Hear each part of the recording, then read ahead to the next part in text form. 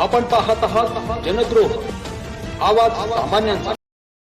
राजधानी के ठीक बगल में हरियाणा के फरीदाबाद के शांत जमीन पर 70 एकड़ में फैली एक विशाल यूनिवर्सिटी अल फलाह यूनिवर्सिटी।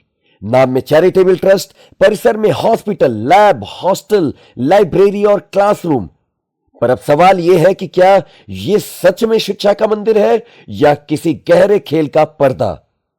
दिल्ली धमाका कांड की जांच अब अल फलाह की दीवारों तक पहुंची तो कहानी अचानक बदल गई। 8 डॉक्टर, 4 लैब टेक्नीशियन एजेंसियों की गिरफ्त में हैं। जांच एजेंसियां यूनिवर्सिटी तक पहुंच चुकी हैं, जहां 4 राज्यों की एटीएस और एनआईए इस जांच में शामिल है। जांच इस दिशा में है कि क्या यूनिवर्सिटी केवल पढ़ाई की जगह नहीं बल्कि एक सुनियोजित आतंकी साजिश का बौद्धिक अड्डा थी।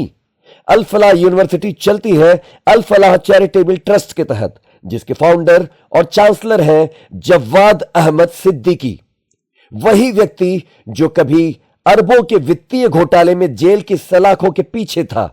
साल 2000 के आसपास अल फलाह ग्रुप ऑफ कंपनीज ने हलाला निवेश के नाम पर अरबों रुपए जुटाए, गरीब मुस्लिम निवेशकों को इस्लामिक फायदे का सपना दिखाया। नतीजा, कंपनी ढही, पैसा डूबा, निवेशक बर्बाद और खुद सिद्दीकी जेल में। आज वही सिद्दीकी शिक्षा सुधारक बनकर उभरता है, लेकिन इतिहास उनकी परछाई के साथ चलता है। मकोका जैसे संगठित अपराध कानून के तहत दर्ज मुकदमे, अरबों की पूंजी स्कीम और बेल पर मिली राहत, ये सब फाइलें आज भी किसी कोने में धूल खा रही हैं।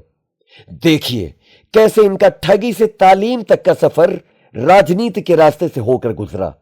साल 2014 जब हरियाणा में भूपेंद्र सिंह हुड्डा की कांग्रेस सरकार थी, उसी दौरान अल फलाह यूनिवर्सिटी एक्ट पास होता है। ट्रस्ट को यूनिवर्सिटी का दर्जा मिलता है और सिद्दीकी की शिक्षा जगत का मसीहा बन जाता है। ट्रस्ट को यूनिवर्सिटी का दर्जा मिलता है और सिद्दीकी शिक्षा जगत का मसीहा बन जाता है। संयोग देखिए, सिद्दीकी कांग्रेस के अल्पसंख्यक विभाग का वरिष्ठ नेता भी है। ट्रस्ट, विश्वविद्यालय, राजनीतिक संरक्षण, तीनों का गठजोड़ जैसे किसी बड़ी पटकथा का हिस्सा हो। अब वही यूनिवर्सिटी जहां विदेशी छात्र पढ़ते हैं, जहां पैरामेडिकल और मॉलिक्यूलर साइंस का लैब है, वहीं से 8 डॉक्टर और 4 लैब टेक्नीशियन को हिरासत में लिया गया है। एजेंसियां यह जांच रही हैं कि कहीं यह लैब और रिसर्च सेंटर आतंकी इंटेलेक्चुअल फैक्ट्री तो नहीं। यह कहानी किसी एक यूनिवर्सिटी की नहीं बल्कि उस पूरे सिस्टम की है जहां चैरिटी की आड़ में पूंजी की मशीनें चलती हैं, एजुकेशन की छतरी के नीचे साजिशें पनपती हैं और पॉलिटिक्स उनके लिए सुरक्षा कवच बन जाती है। अल फलाह, एक नाम जो कभी निवेश घोटाले में बदनाम हुआ, अब शायद किसी और गहरी साजिश का केंद्र बन रहा है। क्या यह व्यक्ति जो अरबों का फाइनेंशियल स्कैम चला चुका हो, वही अब युवाओं की मानसिक प्रोग्रामिंग का संरक्षक बना बैठा है?